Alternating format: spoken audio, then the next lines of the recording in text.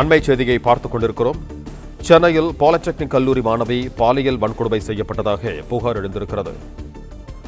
இதுகுறித்து கூடுதல் விவரங்களோடு இணைகிறார் எமது செய்தியாளர் சரவணகுமார். வணக்கம் சரவணன், உங்களிடம் இருக்கும் தகவல்களை பகிர்ந்து கொள்ளுங்கள்.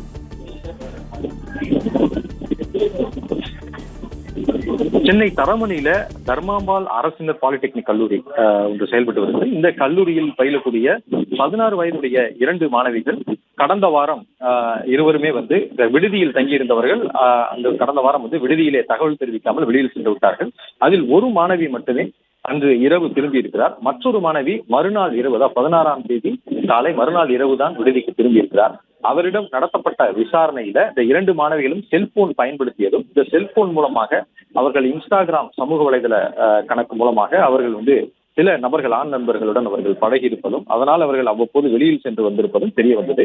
இதுல ஒரு மாணவி, இரவு முழுவதும் வராத அந்த மாணவி பாலியல் வன்கொடுமை செய்யப்பட்டாரா என்ற சந்தேகம் எழுந்ததுனால கடந்த ஒரு வார காலமாக கல்லூரி நிர்வாகமே இது குறித்து விசாரித்து வந்ததாக கூறப்படுகிறது. அதற்கு பிறகு நேற்றைய தினம் இந்திய மாணவர் சங்கத்தினர் இந்த விவகாரத்தை கையில் எடுத்து நேற்று போராட்டத்திலும் ஈடுபட்டார்கள். அத்துமீறி அவர்கள் கல்லூரியில் முதல்வர்களுடைய அறையை நோக்கி அவர்கள் செல்லும் பொழுது காவல்துறையிடம் அவர்களுக்கும் கைகலப்பாகவும் இந்த சம்பவம் மாறியது. இந்த சம்பவம் தொடர்பாக காவல்துறை நேற்று போராட்டத்தில் ஈடுபட்டவர்களிடம் உறுதியளிப்பதன்படி இந்த விவகாரத்தில்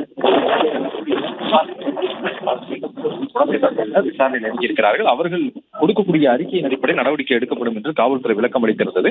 அந்த அறிக்கையின் அடிப்படையில் அந்த சம்பந்தப்பட்ட அந்த மாணவியிடம் நடத்திய விசாரணையில பாலியல் வன்கொடுமை உள்ளாக்கி இருப்பது, அந்த மாணவியை பாலியல் வன்கொடுமைக்கு உள்ளாக்கி இருப்பதும் தெரிய வந்திருக்கிறது. அதாவது ஒரு மாணவி அன்று இரவு முழுவதும் வேளச்சேரியில் இருக்கக்கூடிய ஒரு ஆட்டோ ஓட்டுநர், அவருடைய இன்ஸ்டாகிராம் மூலமாக அறிமுகமான அந்த நபர் தான் அழைத்து சென்று அவருடைய அறையில் தங்க வைத்திருந்திருக்கிறார். எனவே அந்த அறையில் மாணவி பாலியல் வன்கொடுமைக்கு உள்ளாக்கப்பட்டிருப்பது முதற்கட்ட விசாரணையில் தெரிய வந்திருக்கிறது. எனவே தரமணி மகளிர் போலீசார் தற்போது தொடர்பாக வழக்கு பதிவு செய்து போக்சோ சட்டத்தின் கீழ் வழக்கு பதிவு செய்திருக்கிறார்கள். அந்த ஒரு நபர் தான் அங்கே இருந்தாரா, அவருடைய நண்பர்கள் 2 பேர் இருந்திருக்கிறார்கள். அவர்களும் மாணவி பாலியல் ரீதியாக அவர்கள் துன்புறுத்தினார்களா என்பது குறித்தும் அடுத்த கட்ட விசாரணை தற்பொழுது நடந்து வருவதாகவும் காவல்துறை தரப்புல தெரிவிக்கப்பட்டிருக்கிறது.